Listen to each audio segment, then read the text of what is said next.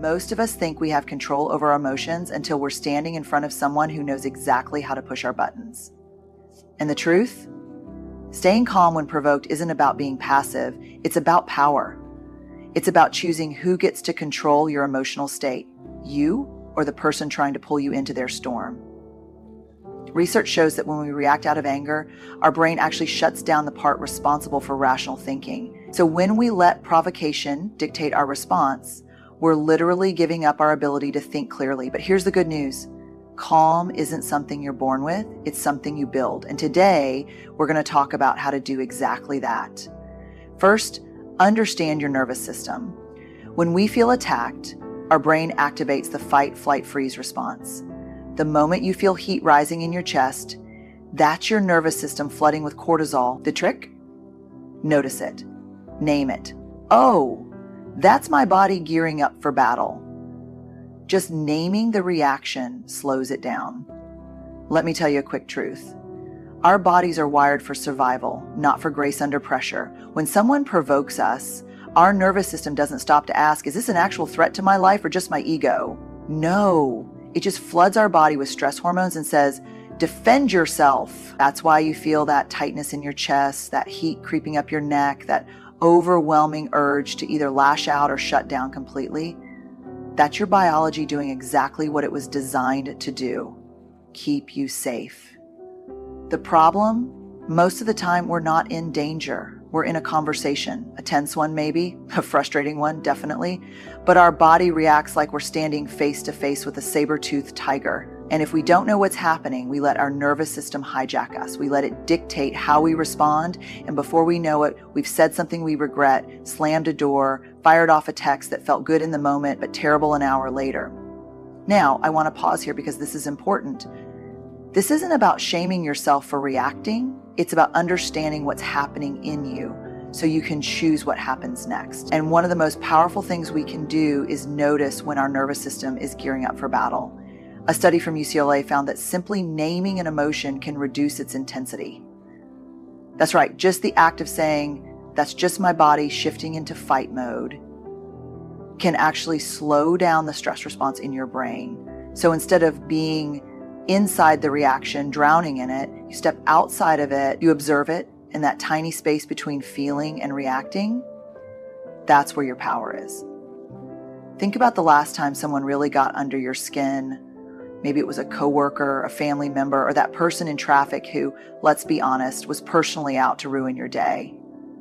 What if, in that moment, instead of snapping or shutting down, you had paused just long enough to recognize what was happening inside you, just long enough to say, okay, my chest is tight, my hands are clenched, this is my body reacting, not my character speaking. What would have changed? See, when we don't name it, we become it. We say, I am angry, instead of I feel anger. And there's a huge difference between those two things. One traps us, the other gives us space to choose. This is a skill, not a switch. You won't wake up tomorrow suddenly immune to provocation. But the next time you feel that surge, that heat, that tension, just try this. Notice it. Name it.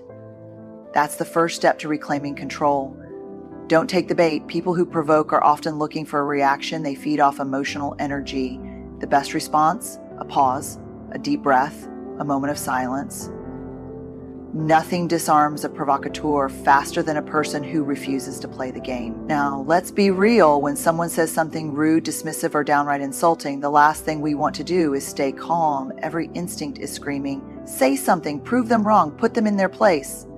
But here's the problem with that. When we react, we give them exactly what they wanted: attention, energy, power. And before we know it, we're caught in their game, playing by their rules.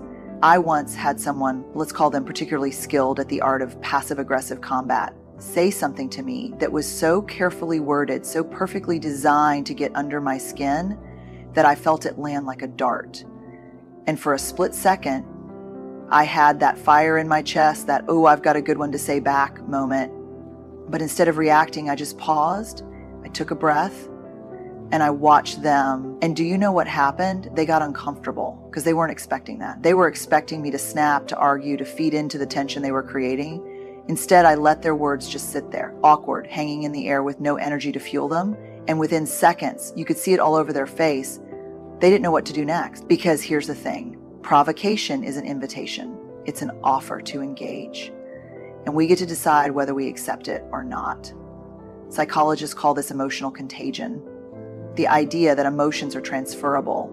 If someone throws anger at us and we catch it, we start acting from their emotional state instead of our own. But when we refuse to match their energy, when we stay grounded in our own state of mind, we break the cycle. Think about how many times an argument escalated because someone threw bait and we took it.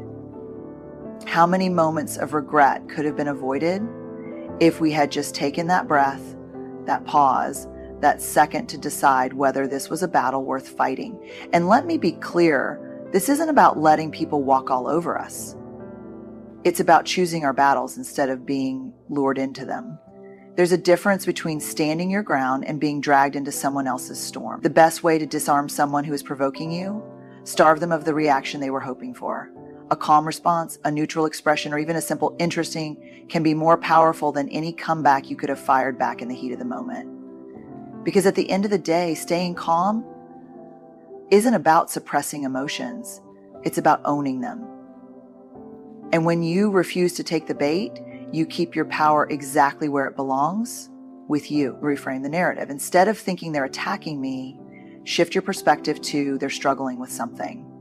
Most provocation comes from insecurity, stress, or unmet needs. That doesn't excuse bad behavior, but it does change how we engage with it. I don't know about you, but I used to believe that when someone was rude or dismissive, it meant something about me. If they were short with me, I must have done something wrong. If they made a passive-aggressive comment, I must have somehow deserved it. And if they lashed out, well, obviously I wasn't good enough, smart enough, or likable enough to avoid it. Then I learned something that completely shifted how I saw these moments. Most of the time, people's behavior has nothing to do with you and everything to do with what's going on inside them. There's a quote I love that says, hurt people hurt people. And it's true, the vast majority of the time, when someone is provoking, criticizing, or being unkind, they're operating from their own wounds, their own stress, their own feelings of inadequacy. Think about the last time you were really snappy with someone. It was a bad day, you were exhausted, or something else was weighing on you. Chances are your frustration wasn't actually about the person you snapped at. It was about something you were going through. Now let's flip that. When someone tries to provoke you, what if, just for a moment, you considered that their behavior might not be about you at all? What if they're having a terrible day? What if they're struggling with something you can't see? What if the way they're speaking to you is the way they speak to themselves every single day? Not saying this to justify bad behavior. Boundaries still matter. Accountability still matters. But when we can reframe the narrative, when we can stop taking everything so personally, it changes how we respond. There's a study in neuroscience that shows how our brains interpret situations through what's called the negativity bias. Our tendency to assume the worst, especially when emotions are high. If someone rolls their eyes at us, we don't naturally think, oh, they must be tired. No, we think, oh, they don't respect me. They think I'm stupid. But what if we challenged that assumption? What if we gave people just a little more grace? Because here's what I know. When I assume someone's words or actions are a reflection of them and not a definition of me, I react differently. I don't take the bait as easily. I don't spiral into self-doubt. I don't feel the need to prove something that was never about me in the first place. And maybe, just maybe, that tiny shift in perspective is what keeps me from carrying someone else's burden as my own. Master the power of non-reactivity. Calm is contagious. When you refuse to escalate, you take away their power. A steady voice, relaxed posture, and controlled tone can turn tension into neutrality. It's not about winning, it's about not losing yourself in the process. I want you to think about the calmest person you know, that one person who, no matter what's happening, seems steady, unshaken. The kind of person who, in the middle of chaos, doesn't get louder, they get clearer. We all know someone like that. And let's be honest, when they're around, things just feel different. That's because calm is contagious. Just like anxiety spreads, just like anger escalates, so does calm. Now, let's flip it. Think about the last time someone provoked you and you did react. Maybe you snap back, maybe your voice got sharp, your body tensed, your heart raced, and maybe, just maybe, that reaction felt good in the moment, but afterward, you carried it.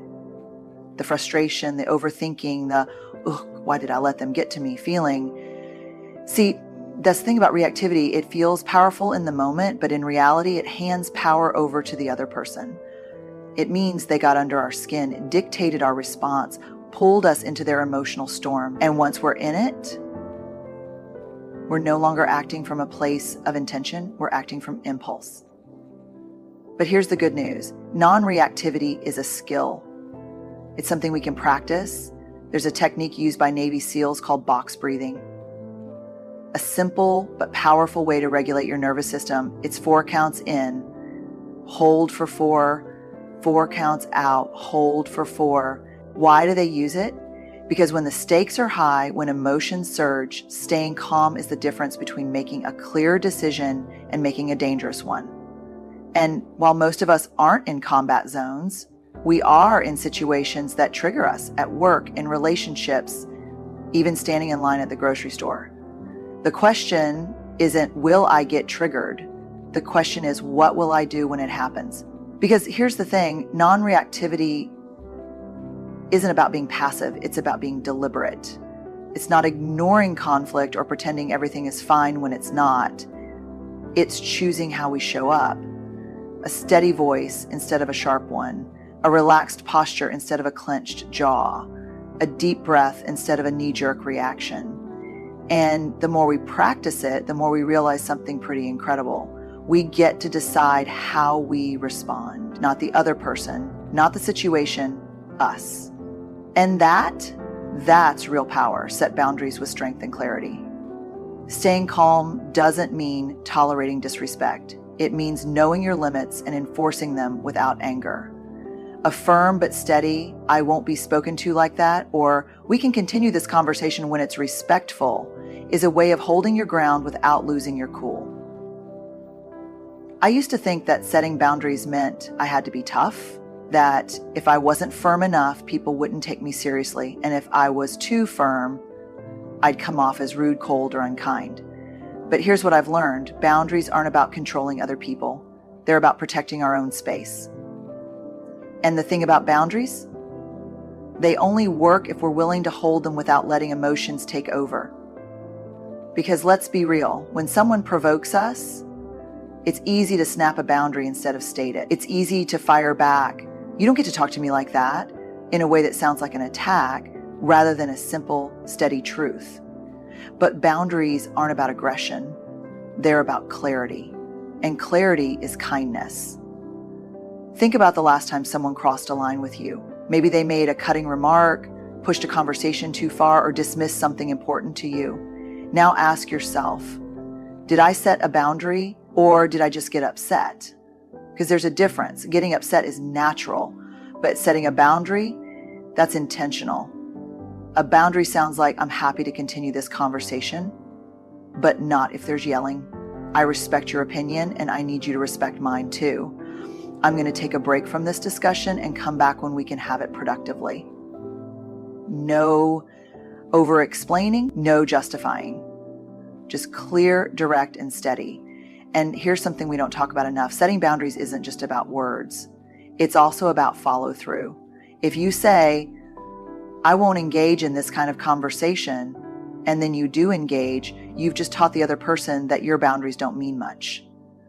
But when you say it and stick to it, that's when people start to understand that you mean what you say. Now, I want to be honest. Setting boundaries can feel uncomfortable, especially if you're not used to it. And sometimes people won't like it.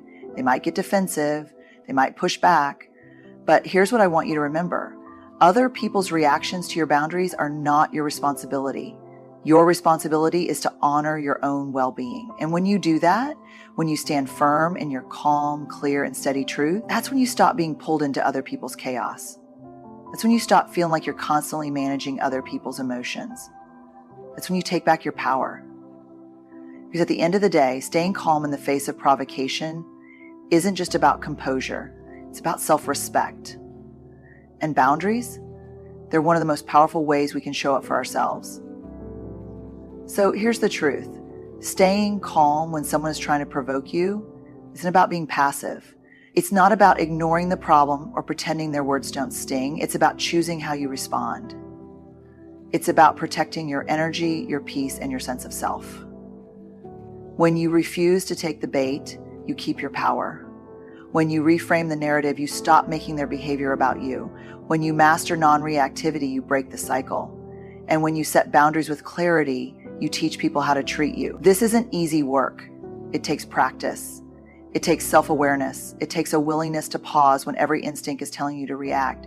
But I promise you this, every time you choose calm over chaos, every time you hold your ground without losing yourself, you are winning in ways that truly matter.